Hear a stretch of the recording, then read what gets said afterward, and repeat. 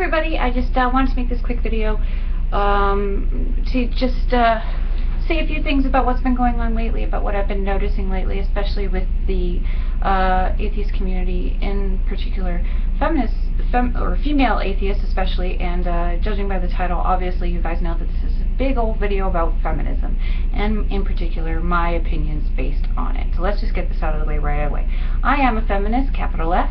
I do believe in the equal rights of both genders, and including non-binary genders, transgender, intersex.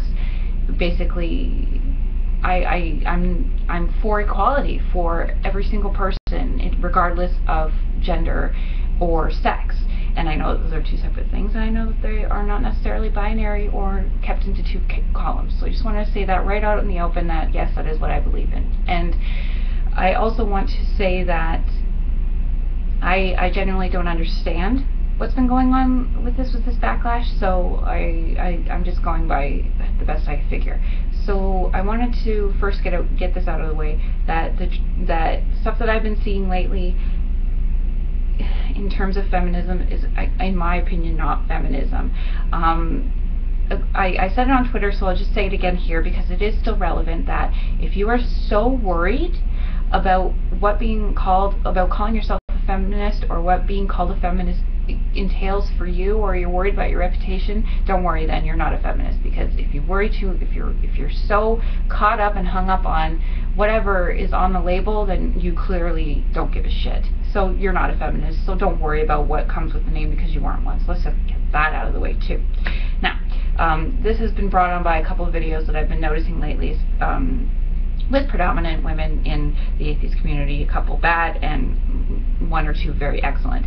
And I just wanted to give my 2 cents, as I am a female and I am a part of the atheist community regardless of being a secular Buddhist. So I just wanted to give my point of view and get it out there and see what you guys think about it. And by the way, I did notice that I got a new subscriber today, so hi, welcome, and thank you so much. I'm so honored for your subscription. So I hope that this video with bonus kitty, or I don't have the calibration quite right, bonus kitty right here, is your present. So getting that out of the way too, I just don't really get it. The reason why feminism is called feminism is simply because of this. We're not there yet. We're not equal yet. We still need to have, like, this. One of the biggest questions that I heard in being argued was, why is it called feminism?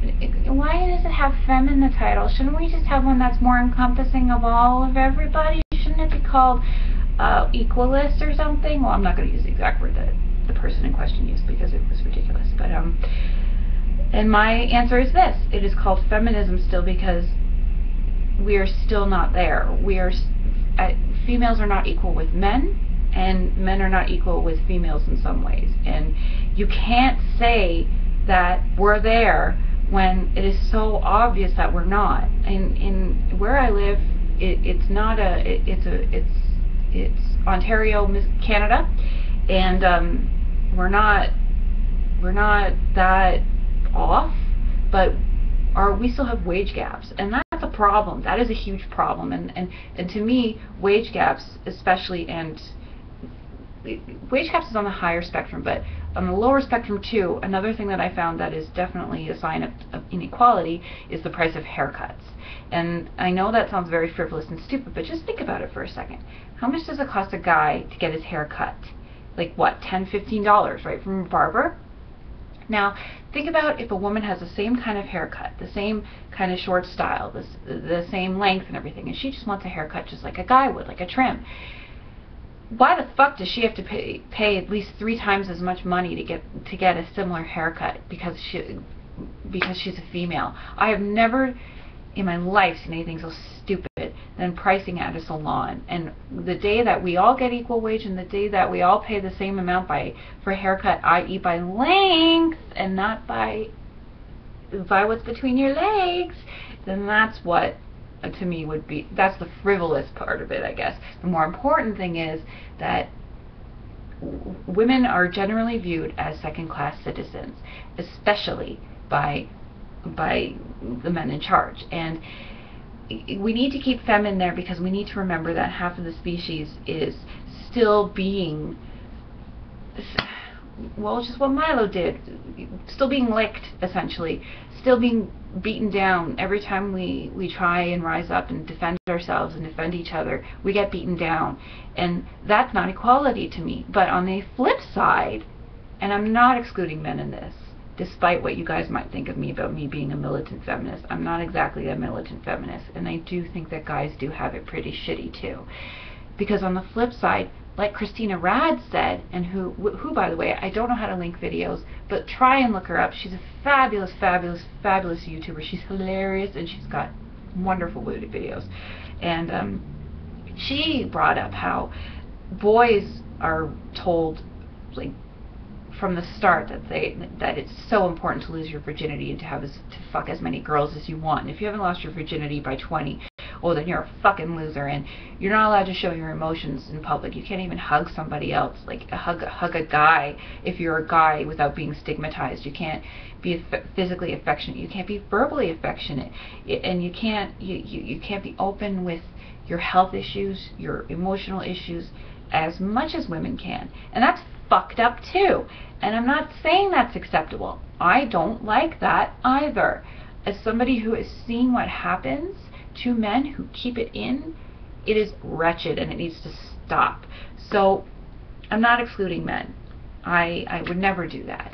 But I'm especially emphasizing the fact that it still needs to be called feminism, because again, the females and basically non-binary people too are being treated as lower class, and just because of their gender, and things like that, where I post a video and I'm told to go get laid, whereas somebody else posts a video and he's male and he's like, oh, it's a great job, good job, good job, when it's basically the same thing. It's absolute bullshit. And there is just so much disparity between the sexes that I cannot fathom how anyone would think that feminism is over and that feminism has won and we need a new word for it. Fuck you. It hasn't won. I have yet to see it win, and I do hope to see it in my lifetime, but it's not done. So feminism, the word, needs to stay there. It needs to stay bright and open, and it needs to stay, it just needs to stay. And I'm sorry if that offends you, and I'm sorry if you don't agree with that. That's fine.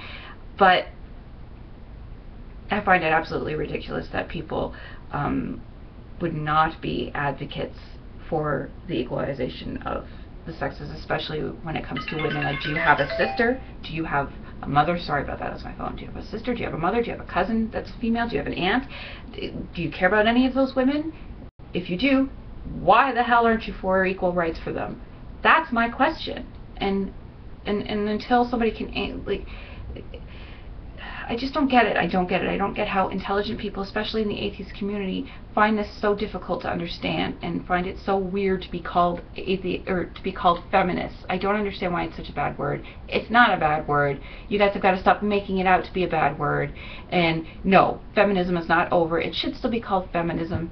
And I'm done. Thanks.